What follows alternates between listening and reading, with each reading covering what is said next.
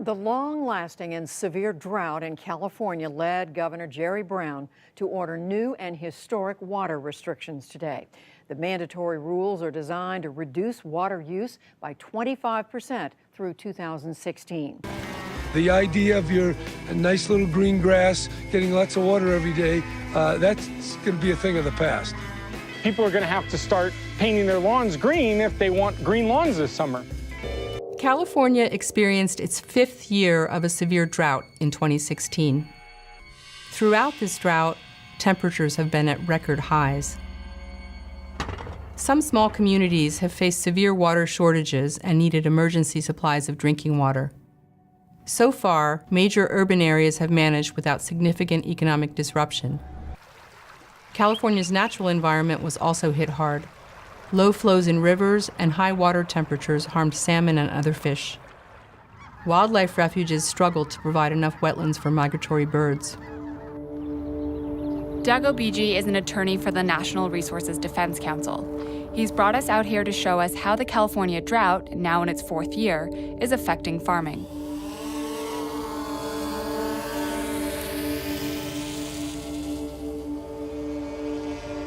So we're flying over this big irrigation canal, drainage canal.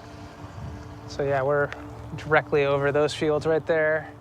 And that's all flooded. Yeah, so to the right of us, you can see the reflection. That's all rice fields that are flooded. Almost all the rice in California that's grown is grown with flood irrigation. We're really talking, 19th, 20th century technology here. California is in the 4th year of the worst drought to hit the state in 1,200 years. For the first time, Governor Jerry Brown issued statewide mandatory cutbacks for residential water use. The reality is, these cutbacks aren't going to do much to save water during the drought. It's agriculture, not ordinary people, that uses almost all of the water in California. In fact, farmers use 80% of the state's water, even though agriculture only makes up 2% of California's economy. So while homeowners are forced to let their lawns go brown, farmers get to flood their fields. The folks whose predecessors came out here, their parents, grandparents, great-grandparents, came out 100 years ago, tacked up a sign next to a tree and started diverting water. They have senior water rights, so that in a time of drought like this, they get water even when others who came later have all their water rights cut off. And if you don't use all of the water that you've been allotted, you lose your water rights. This so-called use it or lose it clause encourages farmers to use wasteful practices like flood irrigation, even during the drought. Because if they conserve water now, they lose water in the future. This has put agriculture at the center of the battle for water in California, especially for farmers growing water-intensive crops such as almonds. It takes nearly a gallon of water to produce just 1 almond. The growth of the almond industry in California has made it one of the most valuable crops in the state, second only to dairy. That's attracted a wide variety of outside investors who want to cash in on the almond boom.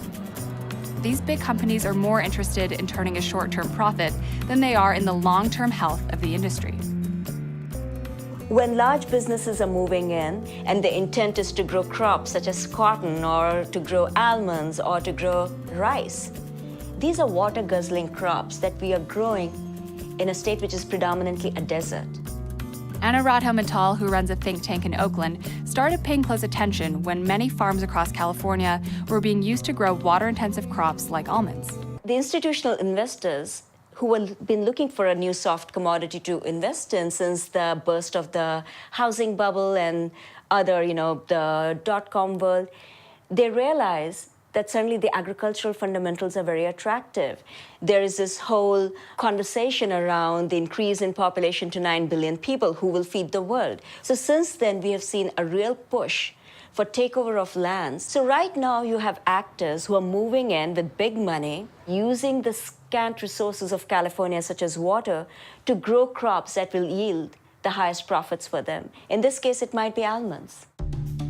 The reason why farmers have priority when it comes to California's water comes down to politics. The agricultural lobby influences policy and legislators, not just at the state level, but in Washington as well. Last year, 5 of the top 20 recipients of agriculture campaign contributions were from California. Each politician received hundreds of thousands of dollars in donations from the industry, its lobbying groups, and individuals, like Beverly Hills billionaires Stuart and Linda Resnick. Their company, Paramount Farming, is the world's largest pistachio and almond growing operation. Since 1993, they've donated nearly $5 million to state and federal candidates.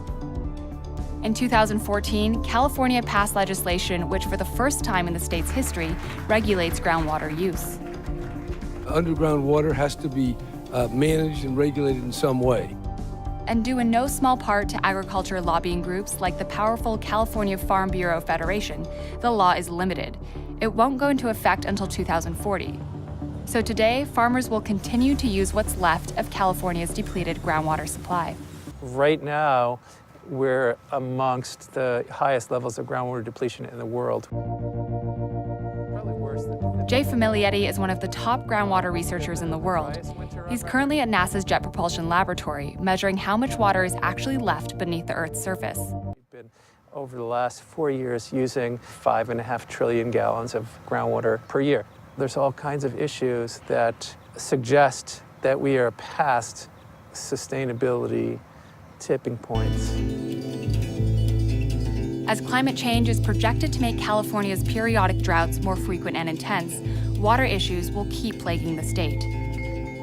And between an outdated water system built over 100 years ago and controversial new groundwater legislation that doesn't go into effect for another 25 years, things seem likely to get worse.